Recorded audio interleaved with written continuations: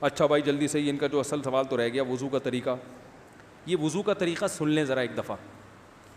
وضو تو سب کو ہی کرنا آتا ہے, لیکن جو صحیح پراپر سنت طریقہ ہے نا اس سے لوگ وضو نہیں کرتے. نماز کا طریقہ تو بڑا لمبا ہے, اب وہ تو پوری کر کے دکھانا پڑے گا نا, تو وہ پھر کسی اور وقت انشاءاللہ.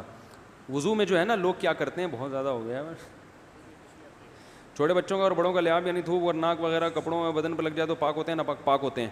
اگر نماز پڑھنے بلی اگر پاؤں چاٹنا شروع کر دے تو پاک رہے گا, بلی کا جھوٹا پاک ہے. تو کیا ہوا, وضو کا جو طریقہ ہے نا لوگ کیا کرتے ہیں عجیب, نارملی تو سب صحیح کر رہے ہوتے ہیں لیکن جو صحیح سنت طریقہ اس کو فالو نہیں کرتے. طریقہ یہ ہے کہ آپ نے ہاتھ دھونے کے بعد بائیں ہاتھ سے نلکا کھولا, سیدھے ہاتھ میں کیا لیا, پانی لے کے نلکے کو فوراً کیا کر دیا, چلو میں پانی لے کے. لوگ سمجھتے ہیں نلکا کھولنا تو سنت ہے, بند کرنا سنت. ارے بولو نا یار, نہیں ہے. تو کلی تو سیدھے ہاتھ سے کرنی ہے نا, تو الٹے ہاتھ سے آپ کیا کر دیں گے, نلکا بند. کیونکہ نبی صلی اللہ علیہ وسلم جب لوٹے سے پانی نکالتے تھے تو چلو میں پانی لے کے لوٹے کو سیدھا کر دیتے تھے. یہ نہیں کرتے تھے کہ لوٹے سے لوٹا اسی کیفیت میں اور پانی بہتا چلا جا رہا ہے. تو آپ نے نلکے کو لیفٹ ہاتھ سے کھولا اور چلو میں پانی لیا اور فوراً نلکے کو کیا کر دیا, بہت زور سے بھی بند نہ کریں, اس کا واشر خراب ہو جاتا ہے, بس آرام سے بند کر دیا. کیونکہ وہمی ہوں گے نا, وہ یوں کر کے کرتے رہیں گے, نلکے توڑ دیتے ہیں کہ بھئی ایک قطرہ بھی ضائع ہو گیا تو قیامت کے دن کہیں جہنم میں نہ پھینک دیں ہمیں, اس لیے پورے کوئی نمی بھی نہ آئے, تو تھوڑا سا بند کر دیں, ایک آدھ قطرہ ٹپکنے سے کچھ نہیں ہوتا.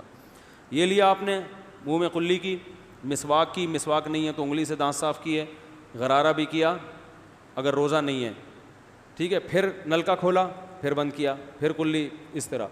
پھر نلکا کھول کے دائیں ہاتھ میں پانی لیا, ناک میں نرم حصے تک پانی پہنچا کے اچھی طرح ناک کو صاف. اور نلکا پہلے وہ ویسے ہی بند ہو چکا ہے, اب ناک کو اچھی طرح صاف کریں سامنے والے کا خیال کر کے. آئی بات سمجھ, سامنے تو یہ نہیں ہوتا, وہ ہوتا ہے سامنے, اس کا زیادہ خیال کرنا پڑتا ہے کیونکہ بس زیادہ تفصیل میں نہیں جاتا ہوں. تو چھوٹی انگلی سے اچھی طرح ناک کو صاف کیا, اس کی رطوبتیں نکالی, ٹھیک ہے. پھر نلکا کھولا, دوبارہ پانی لیا, پھر اسی طرح ناک میں بولو بھائی ڈالا, اور نلکا اسی وقت جب چلو میں پانی بھر گیا نلکا اسی وقت کیا کر دیا. اللہ نے دو ہاتھ اسی لیے دیے ہیں کہ اس سے نلکا بند کیا جائے اور اس سے کیا کیا جائے, کھولا جائے. تو پھر یوں کیا, پھر 3 دفعہ, 6 چلو پانی خرچ ہوا نا, چلو اس کو کہتے ہیں, 6 چلو پانی خرچ ہو گیا. پھر آپ نے کیا کیا, نلکا کھولا لیفٹ ہاتھ سے. جو اصل طریقہ ہے وہ تو یہ ہے, سیدھے ہاتھ میں پانی لے کے نلکا بند کیا اور سیدھے ہاتھ سے پانی پیشانی پہ ڈال کے دونوں ہاتھوں سے پھیلا لیا. 3 دفعہ اس طرح کیا. اس پہ عمل نہیں ہوتا تو پھر اتنا کر لو کہ دونوں ہاتھوں پہ کیا لے لو, نلکا کھول کے پانی لے کے پیشانی پہ ڈالو اور فوراً نلکا کیا کر دو, بند کر دو, اور پھر ہاتھوں سے اچھی طرح اس کو ملو. سمجھ میں نہیں آ رہی بات؟ تو یہ عمل کتنی دفعہ کیا, نلکا ہر دفعہ میں بند ہو رہا ہے. ہمارے یہاں جس ٹائم پہ نلکا کھلتا ہے تو جب تک وضو مکمل نہیں ہو جاتا بند ہونے کا نام نہیں لیتا. 3 دفعہ آپ نے منہ اچھی طرح دھو لیا. داڑھی ہے تو اس میں کیا کر لیا, بڑی داڑھی ہے, میری داڑھی ایسی, میں تو چلو سے پوری داڑھی دھو لیتا ہوں, چھوٹی سی داڑھی ہے, تو داڑھی میں خلال کر لیا آپ نے. اس کے بعد آپ نے بازو کیسے دھونے ہیں, بازو دھونے کا بھی یہ طریقہ ہے. لیفٹ ہاتھ سے چلو میں پانی لیا, جب سیدھے ہاتھ میں پانی آئے گا تو یوں کیا. قرآن میں کیا ہے کہ قمتم الی الصلاۃ فاغسلوا وجوہکم وایدیکم الی المرافق, اپنے ہاتھوں کو کوہنیوں تک دھو. بتا دھونے کا عمل ہاتھ سے شروع ہوگا, ختم کہاں ہوگا, پانی یوں نہیں بہانا, اس طرح بہانا ہے پانی, یہاں سے یوں جائے. اور اس میں فائدہ یہ ہوتا ہے کہ بالوں کا جو رخ ہے نا نیچے کی طرف ہوتا ہے, جب پانی اپوزٹ سائڈ میں جاتا ہے تو اسکن اچھی طرح گیلی ہو جاتی ہے. سمجھ رہے ہو؟ تو آپ نے یوں لیا اور ہاتھ سے اچھی طرح ملا اس کو. ملنے پہ زیادہ زور لگانا ہے, ہم پانی پہ زیادہ زور لگا رہے ہوتے ہیں. پھر یہ بھی ہو سکتا ہے کہ دونوں ہاتھوں سے لو, دونوں ہاتھوں سے نلکا کھول کے دونوں ہاتھوں سے پانی لے کے, کیونکہ اس میں زیادہ پانی آ جاتا ہے, تو پانی لے کے آپ نے لیفٹ ہاتھ کو بھی یوں کیا نا, تاکہ یہ پانی بھی ادھر ٹرانسفر ہو اور یوں چلا جائے. اس طرح سے آپ نے دوسری دفعہ دھو لیا اور نل کا کیا کر دیا بند, پھر تیسری دفعہ بھی ایسا ہی کیا. یہ جو ہوتا ہے نا یوں یوں یوں کر کے رگڑے لگا رہے ہیں نلکے کے نیچے ایسے, یہ نہیں ہوتا, یہ سنت طریقہ نہیں ہے. نبی جس برتن سے وضو کرتے تھے تو اس طرح چلو میں پانی لے کے اس طرح وضو کیا کرتے تھے, غسل اسی طرح ہو جاتا تھا.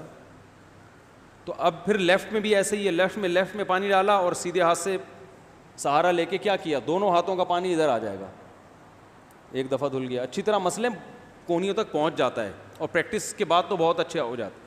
اس کے بعد آپ نے کیا کیا, سر کے بالوں کا مسا. سر کے بالوں میں جو یہ ہے یہ طریقہ کچھ بھی نہیں ہے, کہیں بھی ثابت نہیں ہے. سیدھا سیدھا آپ نے ہاتھ گیلے کیے, پیچھے لے گئے. ایک حدیث میں صرف یہاں تک آتا ہے, ایک حدیث میں واپس لانا بھی. تو دونوں طریقے ہیں مسا کے, صرف پیچھے لے جاؤ یا پیچھے لے جا کے پورے سر پہ ایسے ہاتھ پھیر لیا, کیا ہو گیا سر کا مسا. پھر انگلیوں کا, وہ کانوں کا, الاذنان من الراس, حدیث میں آتا ہے کان کس میں سے ہیں, سر میں سے. کیا مطلب, اس کے لیے نیا پانی لینے کی ضرورت نہیں ہے. کان کا مسا کیا اور کانوں کی لو کا مسا کیا. گردن کا مسا بہت اختلاف ہے اس میں. احناف کے ہاں سنت, احناف بھی نہیں کہتے, افضل ہے, بہتر ہے. سنت کے لیے جتنی مضبوط دلیل ہونی چاہیے وہ گردن کے مسا پہ نہیں ہے, اس لیے احناف کا بھی فتویٰ یہی ہے کہ بہتر ہے کر لو, سنت نہیں, زیادہ زیادہ اس کو مستحب کہا جائے گا. تو گردن کا مسا کر لیں تو بھی ٹھیک ہے, نہیں کریں بولو بھائی ٹھیک ہے. لیکن یہ جو یہاں کا مسا نہیں ہوتا, بعض لوگ پوری گردن کو یوں کر کے لا رہے ہوتے ہیں, ایسا نہیں ہے. تو گردن کا مسا یہ جو یہاں سے کیا جاتا ہے, یہ پچھلے جانب سے ہمارے حضرت اس کے قائل نہیں تھے. وہ کہتے تھے مسا جہاں بھی شریعت میں ملتا ہے یہاں سے ملتا ہے. تو ان کی رائے یہی تھی کہ اگر گردن کا مسا کرنا ہے تو گدی, گردن نہیں گدی کا مسا, وہ یہاں سے کر لے. لیکن یہ کوئی نہ سنت مؤکدہ ہے نہ کوئی زیادہ تاکید ہے اس کی, کوئی کرے ٹھیک ہے, نہیں کرے تو بھی ٹھیک ہے. تو اس کے بعد اس لیے کہ بہت سے لوگ اس کے قائل نہیں ہیں تو ان سے بحث نہ کریں, ٹھیک ہے نا. بہت سے لوگ نہیں کرتے گردن کا مسا, بہت سے علماء فقہا اس کے قائل نہیں ہیں. اس کے بعد آپ نے پاؤں دھونا ہے. تو پاؤں میں بھی یہ کہ قرآن نے کیا کہا کہ الی الکعبین, انگلیوں سے شروع ہوگا اور ٹخنوں تک پانی جائے گا. تو انگلیاں رکھیں نلکے کے نیچے اور لیفٹ ہاتھ سے اس کو اچھی طرح کیا کریں, دھوئیں اور انگلیوں کا خلال بھی کریں. بہت چند سیکنڈ میں ہو جاتا ہے یہ کام. اور پھر نلکا بند کر دیں. پھر دوسرا پاؤں سیدھے ہاتھ سے نلکا کھولا, سیدھا ہاتھ نلکے پہ رکھیں اور الٹے ہاتھ سے پاؤں دھوتے رہیں. جیسے ہی دھل جائے تو میرا خیال ہے ایک مگا پانی بمشکل استعمال ہوتا ہے, ایک مگا جو ہوتا ہے نا نہانے والا. لیکن آج اگر جو لوگ وضو کر رہے ہیں نا, ان کا پانی اگر آپ دیکھ لو تو بالٹیوں کی بالٹیاں خرچ کر رہے ہوتے ہیں. اور معذرت کے ساتھ کم بختوں کا وضو پھر بھی نہیں ہوتا, پھر بھی ان کو شک ہوتا ہے کہیں کوئی جگہ خشک نہ رہ گئی ہو. تو وہمی نہ بنے, اس طریقے سے وضو کریں, یہ سنت طریقہ ہے. اور قرآن میں بیان بھی یہی کیا کہ یہاں سے شروع کرو یہاں تک لے کے جاؤ. کافی ہو گیا میرا خیال ہے. اللہ تعالیٰ سمجھنے کی, عمل کرنے کی توفیق عطا فرمائے. وما علینا الا البلاغ.